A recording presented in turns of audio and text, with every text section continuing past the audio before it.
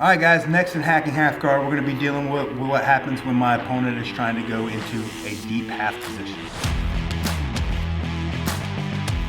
All right, guys, deep half prevention, all right? So now my opponent's trying to get underneath my hips, all right? So when my opponent is trying to get underneath my hips, I'm gonna recognize that he's reaching underneath the leg, okay? So whenever he's in a knee shield, I don't really have to worry about him getting his hand too deep here because he's gonna have to actually drop that knee shield to get deep underneath me, okay? So I'm gonna be aware of that. So the first thing I wanna do is I wanna make sure that I have inside hand control position on his bicep, okay? So if he's coming in underneath my leg, I wanna make sure that I control the bicep.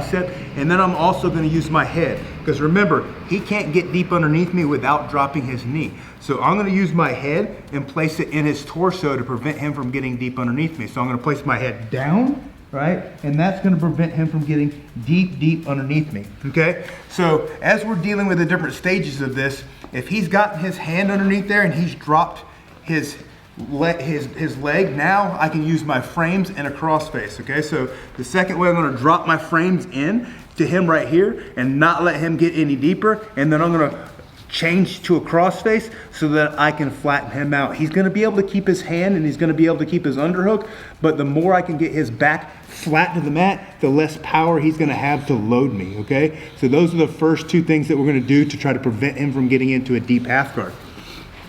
All right, so now I'm going to show you guys how to escape that hand when it's underneath, okay? So he's gotten that there, and I've got my crossface, and I've put his back flat to the mat. But I still have to be very aware because he's got an underhook and he's got my leg. So this is what he needs to load my hips over the top of his hips.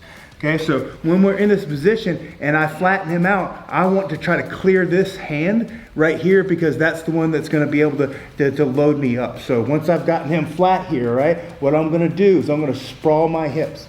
All right, and when I sprawl my hips, that's going to clear that hand. So I'm going to sprawl my hips, and I'm going to pull my knee up, and I'm going to slide it up the body so that I can regain that position and take that hand out from underneath my leg. Now I can deal with this side over here, but I've gotten out of that position to where he can get underneath my hips, okay?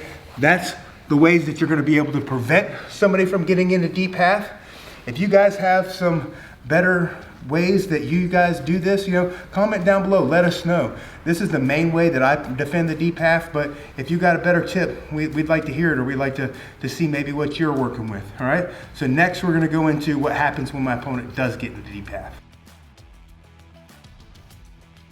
All right, guys, now we're gonna be dealing with what happens when my opponent does get me into a deep half position, okay? So I've messed up, I've let him get underneath my legs, and I've let him load me up, all right? So first thing I wanna do is I wanna make sure that I stabilize here, and I'm gonna load myself over on this side, and I'm looking for this underhook right here. A lot of times I'll just put my fist to the ground so I can guarantee the position so that no matter what he does, I'm gonna be able to keep this underhook, okay? So I wanna reach under here and I wanna control his shoulder. So I was heavy on this side to prevent him from sweeping me. Now I'm gonna pull his shoulder up to prevent him from being able to control me, okay?